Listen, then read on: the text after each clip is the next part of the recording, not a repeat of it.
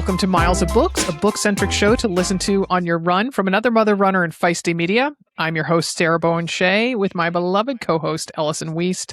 Hello, Ellison. Hello, Sarah. So I find it intriguing that two of the books that we are talking about are by writers who have full-time professions that I would deem wildly different from being an author. And wildly time-consuming, at least on one of them. Correct. Yeah. Yes. Yes. And also very much different-brained. You know, right. So our first book is by a man who is a psychiatrist and associate professor of psychiatry at schools you might have heard of. It's Stanford University. Yeah, a little place down the road. Right.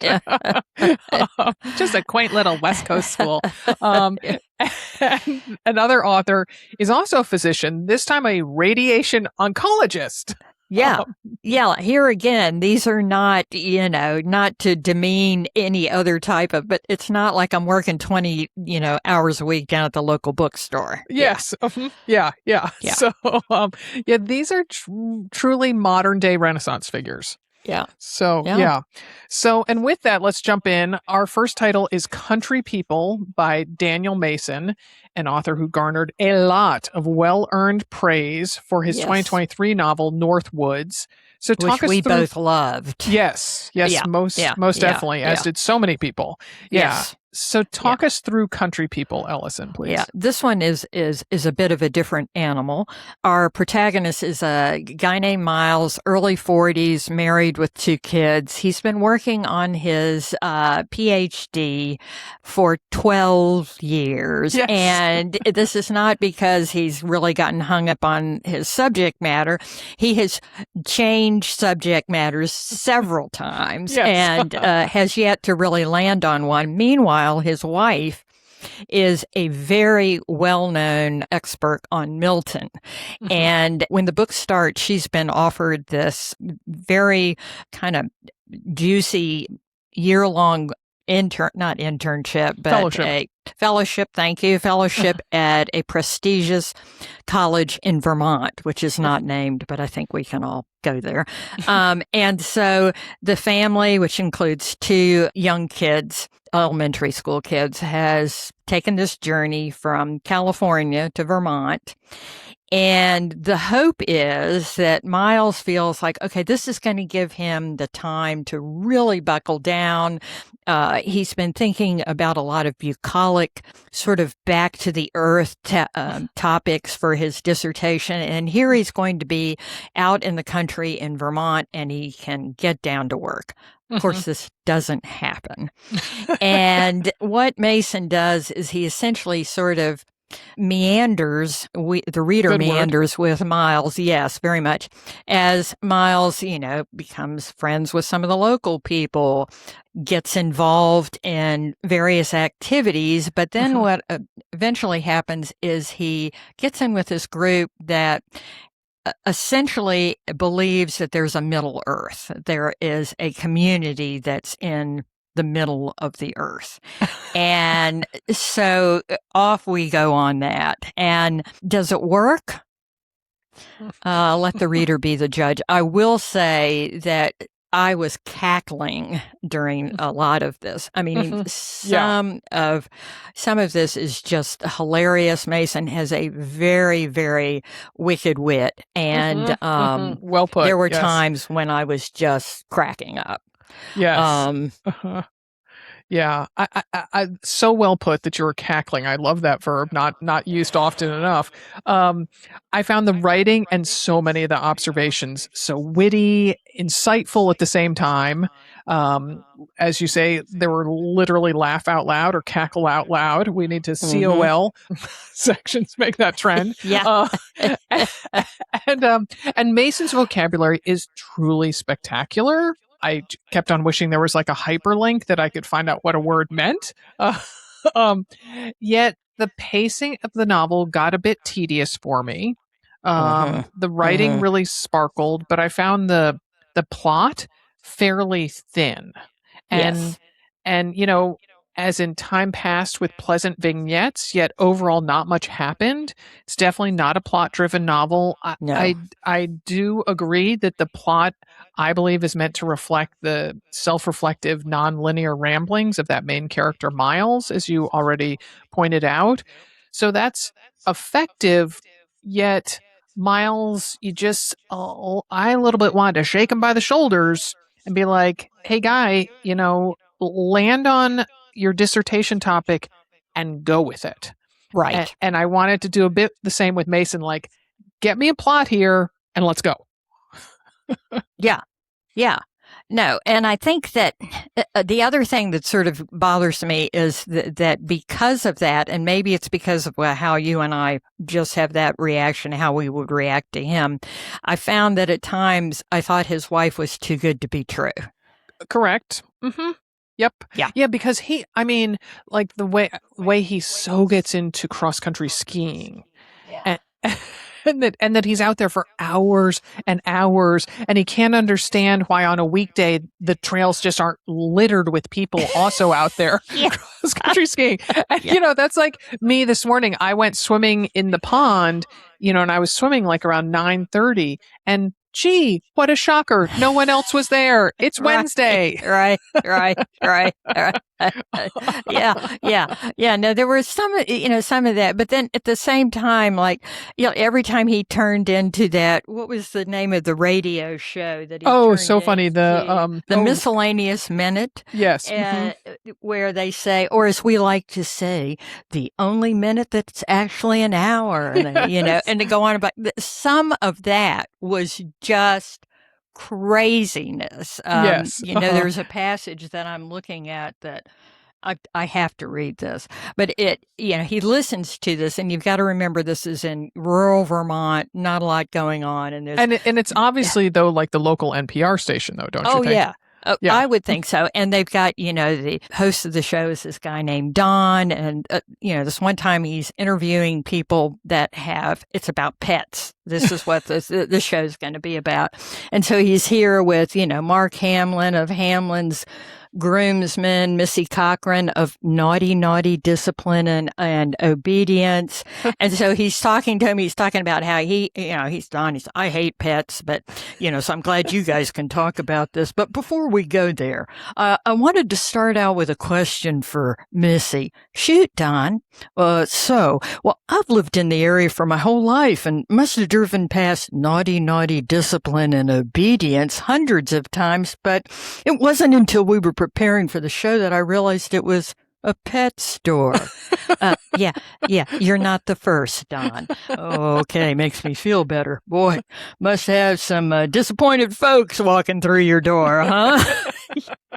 But, so there are times like that where I sort of feel like he redeems himself, but as you say, it doesn't make up for a thin plot. Yeah. Yeah. So, and I'm fine with a quiet novel that doesn't have a whole lot happening, as we talked about Amen. with, Whistler last week, or, in North Woods, not a ton happens. No. So I'm there for the observational, character driven novel. But this one, like, it was very compulsive reading at the beginning, and I just found myself drawn less and less back to the book. Right. Yeah. I would say that. Yeah, same thing. I had to sort of give myself a little push. I also find it interesting that Mason himself lives in California. He was born in California, yet his two most recent novels are set in New England, and they are really very much of their place. Yes. So I don't know. We'd have to sort of dig into that, or listen to him. I don't know if he's spoken about that on in interviews or not. Yeah, I don't even know where he went to college and graduate school. That's the other thing. That's a good question. Yeah, we can look that up. Yeah. Yes, we can. I'll do a little digging. Yes. Okay. On it. Okay. The next novel is "Should the Waters Take Us" by Stephanie Soileau. Say it again. Soileau. Solo. It's Okay, like great. Solo. Yeah, Oh, very I good. did Thank you look for saying. that up. Yeah. Thank you. Thank Yeah. you. Okay, so it's by Stephanie Solo. Thank you. And Hmm. this one hits two of your favorite subcategories, Yeah. Ellison. Yeah. Oh, it's a debut novel and a multi-generational saga. So Yeah. if only it were set in Ireland or Scotland, it would be Yeah. a hat trick for you. Yeah, yeah. We can only dream. Yeah. This is Yeah. a great debut novel, and I've been happy to see that it's getting a lot of attention. The Center for Fiction in New York City has come out with a list of people that are on a long list to be their best debut, and this book is on there. It takes place in coastal Louisiana, fairly modern times, and I'm actually going to read from it because there's a lot going on, and I don't trust myself to completely get it Okay. across to people. So it's in a parish that she calls Pellerin Parish. And as a toxic plume of oil advances across the Gulf, Boy Brazard, who's one of the main characters, already living hand to mouth off another man's land, finds himself raising a daughter he barely knows. His dying aunt, Rosa Terrebonne, tries to right the misdeeds of the past, yet finds herself thwarted by her husband, Jacques, a retired landman for Big Oil, who refuses to give up his claim to the plot of land where Boy, her nephew, makes his living.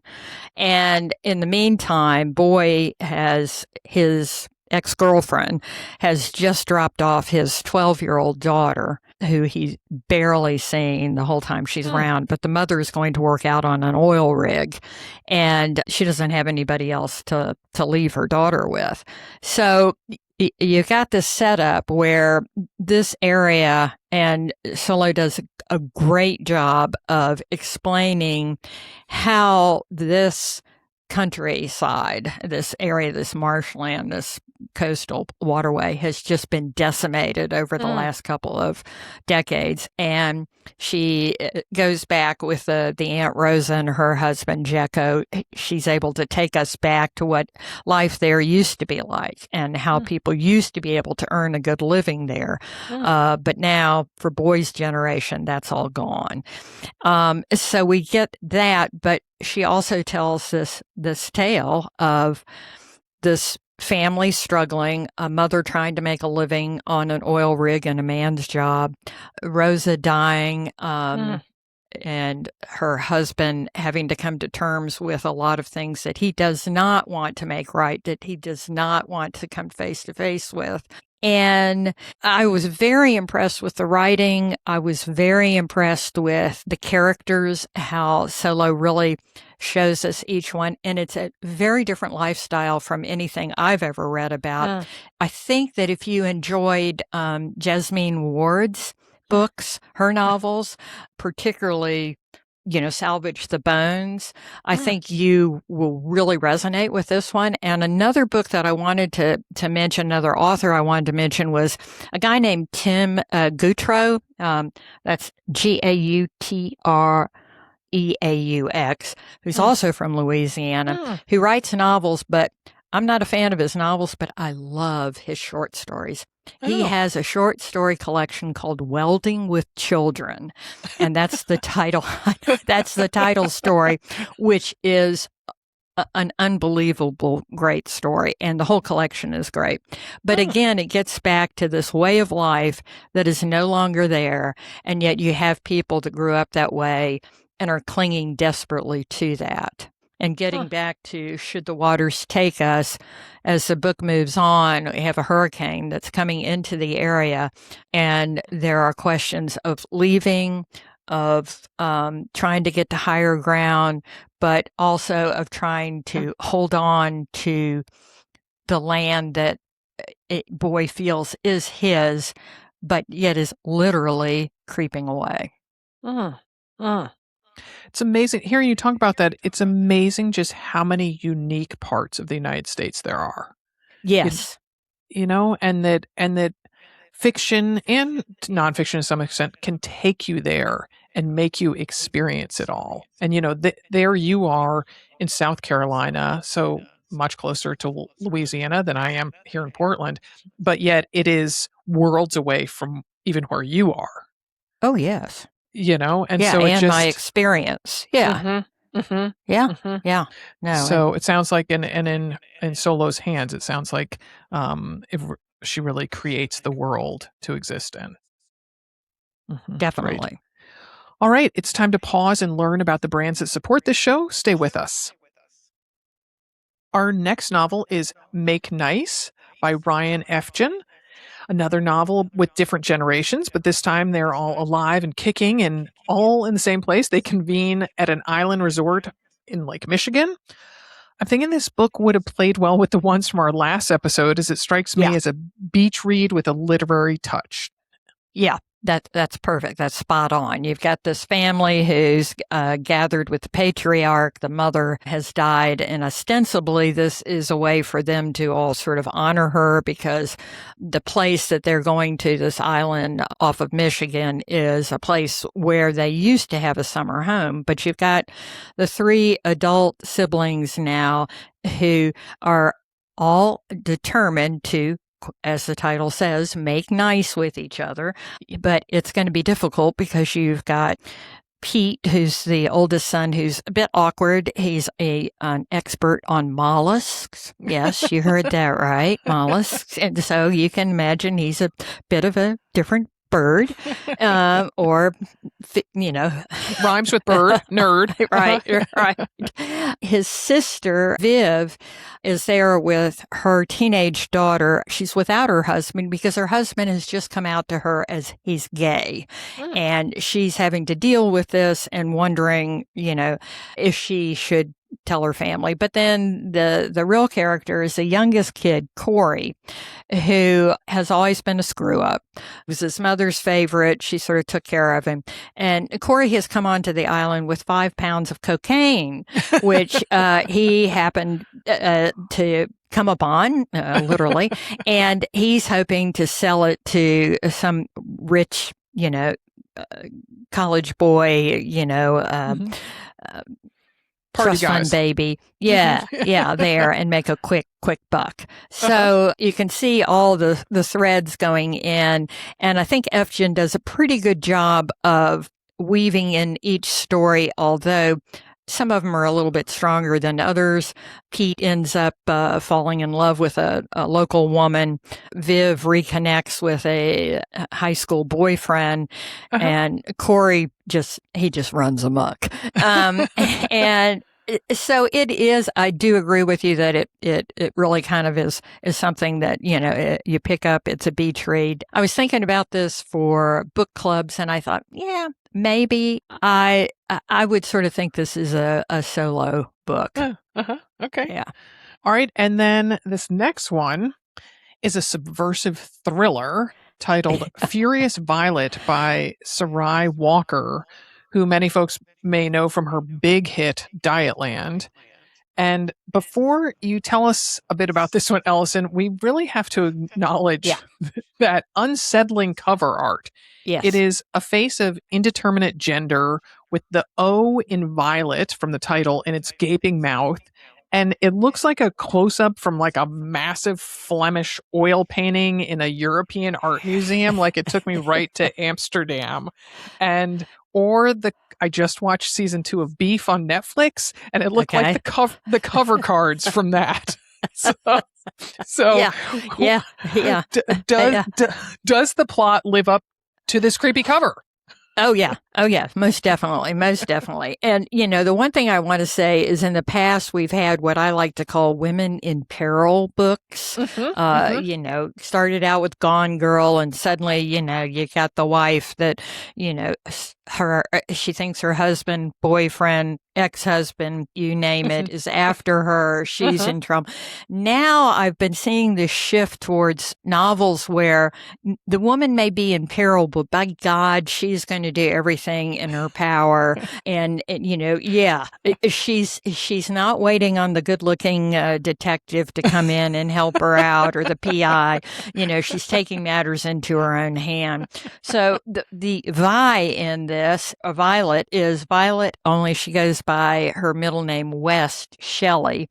And she has spent pretty much her entire life in the spotlight because her mother, who died, supposedly took her own life when Weist was about 7 or 8 months old, was a poet who became incredibly famous after her death. So here, what we're thinking of, plus she had a horrible husband, is we're thinking of the poet Sylvia Plath.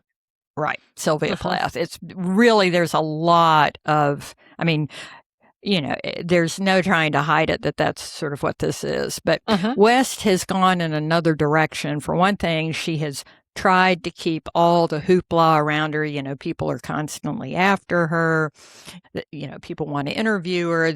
And her uncle who raised her, her maternal uncle, has kept her from all that. But she is a true crime writer. And this is sort of seen as an embarrassment by a lot of her friends, and definitely by the women who follow after her mother. And she's in the middle of working on another one of her books about the crying killer. It's this guy that apparently does these horrendous crimes, but then weeps afterwards. When she starts noticing that she's getting threats, and the threats begin to ratchet up. And the threats are linked to her mother's death and to a group of her mother's followers who are intense to the point of that's all they do. They're very involved in following her mother, coming up with theories about her mother and her mother's poetry. So Violet, aka Weist, has to find out what is going on, and yet at the same time, things really begin to get super, super scary and ugly. I can't say I thoroughly enjoyed the book. I thought there was some things to admire about it, but I think that readers that do enjoy this sort of woman in peril, but who like a bit of a twist to it, are going to like this book. Okay. Well, so I have yet to read this book, but I've read some reviews. I read the back cover, the first few pages, and I don't know why, but it reminded me a bit of Murder Bimbo, which I talked about on the show back in March in terms of tone. And are there books it reminded you of? I don't know if there's any books that it reminded me of as much as the type of book, because I'll be honest with you, typically I am not, this is not my girl on the train. Ilk. No, I'm not a girl on the train. I'm not, Gone Girl I read and kind of went, no. Oh, interesting. Which I know. Oh, wow. I went through a whole Gillian Flynn. Like, I've read her entire oeuvre. Oh, gosh. Yeah, well, I hope I'm not going to get hate mail now. Or given what happens in this book, please have mercy. I have a family. But yeah, so I would probably not be the best person to ask about that. And you can remember we split on Murder Bimbo. Oh, we sure did. Yes. Yeah. And I wonder, did you look to see if people are truly that devoted to Sylvia Plath? Like, is there some truth to people who are absolute devotees of Plath? I mean, I realize she's still very well read now, and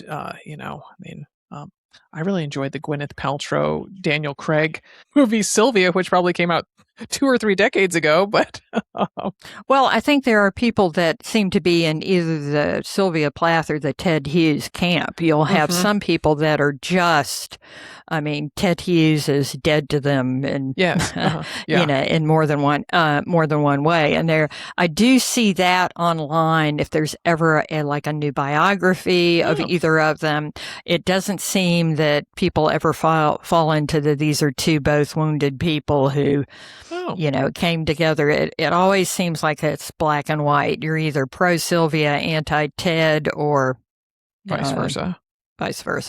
Yeah. Oh, that's intriguing. Oh, huh. I did recently, I think I might have listened to it. I want to say it was a biography of Sylvia Plath's younger life when she was an intern. I think she was an intern at 17 magazine. Yes, she was. Yeah. Oh, huh. Yeah, it was quite good. It was quite good. Okay. Yeah, Okay. and that's all I really remember about it. I think I need to Google, like, and find out what it was. Yeah. So Yeah. so all right, well, it's time for another brief break. We'll be back with an audiobook that I enjoyed. Okay, so the last novel we're going to discuss is one I just finished listening to, so I don't have any cover to show. It's Oh, let ca me see. Oh, yeah.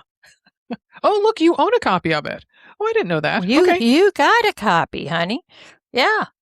I do? One should have come to you. It was Oh. been a couple of months ago, though. Anyway, Oh, it's in huh, that okay. great vast pile of books that you have. Yes. All right. Well, I opted to listen to it because, then I can be exercising or whatnot and, prepping for this podcast. So it's called The Simp by Roshan Sethi. And it's a debut novel. And he's the radiation oncologist that I mentioned earlier in the episode. And that is a job he still does part time. Uh, Right. yes. Plus, he's in television. He's a screenwriter. Yeah, he has and it's a or series. It's a medical drama. I'm not remembering the name of it. It's not The Pit, folks. Yes, he did a multi-season series called The Resident, and which Oh.